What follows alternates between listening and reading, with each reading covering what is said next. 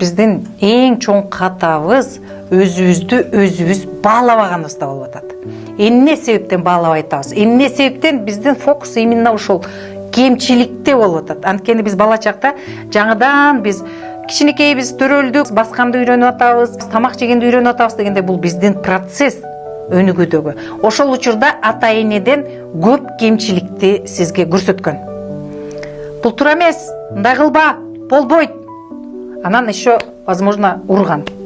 Бул биздин түшүнүктө тарбия катары кабыл алынат, бирок акыры бул тарбия бизге өзүнүн үзүрлөрүн көрсөтүп келатат жашоодо.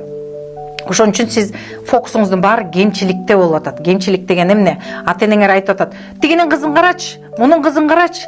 Бүт фокустун баары кемчиликте. А кээ бир баланы өтө жүрөк оору менен кабыл алат. Мен кандайдыр бир жагым ата-энеме жагымсыз болуп атыптыр.